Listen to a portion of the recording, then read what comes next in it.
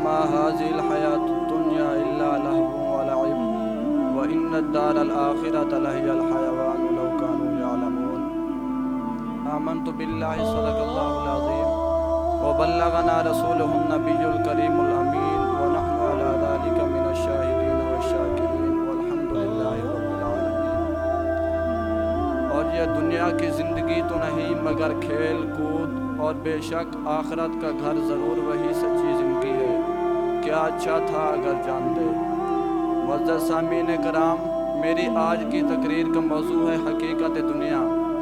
اللہ تعالیٰ نے اس آیت میں دنیا کو کھیل کود فرمایا ہے۔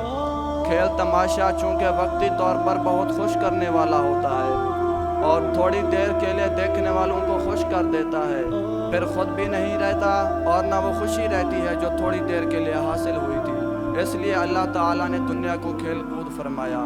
یہ دنیا فانی چیز ہے، اس میں جو کچھ ہے سب کچھ فنا ہونے والا ہے، اصل زندگی تو آخرت کی زندگی ہے۔ بخاری شریف میں ہے، حضرت عبداللہ بن عمر بیان کرتے ہیں کہ امام الانبیاء نے ارشاد نے میرا کاندھا پکڑ کر فرمایا کہ تم دنیا میں اس طرح رہو جیسے مسافر ہو یا سڑک پار کرنے والے۔ اور حضرت ابن عمر یہ کہتے تھے کہ جب شام ہو تو تم صبح کا انتظار نہ کرو، اور جب صبح ہو تو تم شام کا انتظار نہ کرو، یعنی مسلسل عمل میں لگے رہو اور اپنی زندگی میں موت کے لیے عمل کر لو۔ سرکار مدینہ نے ارشاد فرمایا، دنیا مردار ہے اور اس کا طالب کتا ہے۔ برادران ملت، دنیا واقعی مردار ہے، قابل اجتناب ہے۔ جو لوگ دنیا میں مشغول ہو کر آخرت کو بھول گئے ہوں ان کو ہوش کرنی چاہیے۔ دنیا نہ رہنے والی چیز ہے، دنیا چند روزہ ہے۔ مولانا روم فرماتے ہیں، آب اندر زیر کشتی پشتی است، آب در کشتی ہلاک کشتی است۔ جیسے کشتی کے لیے پانی ضروری ہے، اگر یہ پانی نہ ہو تو کشتی کا تیرنا مشکل ہے، مگر یہ پانی کشتی کے باہر رہے تو کشتی کو تیرائے گا، چلائے گا۔ اگر یہ پانی کشتی کے اندر داخل ہو جائے تو کشتی کو لے ڈوبے گا۔ اسی طرح دنیا بھی انسان کے لیے ضروری ہے۔ اگر دولت، روپیہ، پیسہ نہ ہو تو حج کیسے کرے گا، زکوٰۃ کیسے دے گا، غریبوں مسکینوں کی مدد کیسے کرے گا؟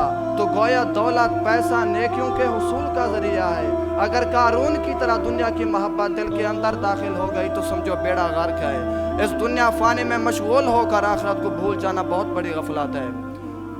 سامعین کرام، یہ دنیا بذات خود بری نہیں، یہ دنیا بری اس وقت ہے جب انسان دنیا میں مشغول ہو کر اپنے حقیقی رب کو بھول جاتا ہے۔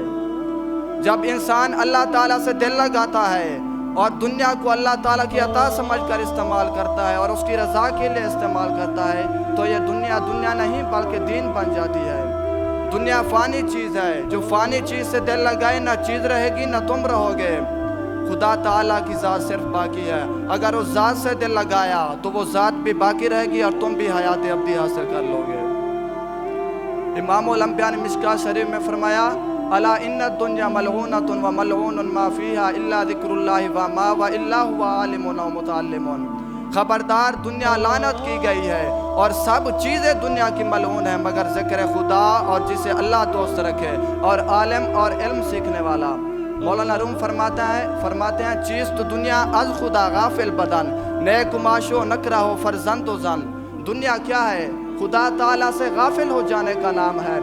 سونا چاندی بیوی بچے ان کا نام دنیا نہیں۔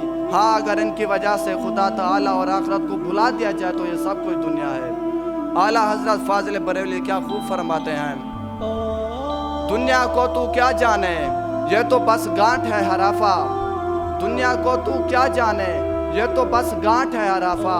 صورت دیکھو ظالم کی کیسی بھولی بھالی ہے، شہد دکھائے زہر پلائے، قاتل ڈائن شوہر کش، اس مردار پہ کیا للچایا، دنیا دیکھی بھالی ہے۔ وما علینا الا البلاغ۔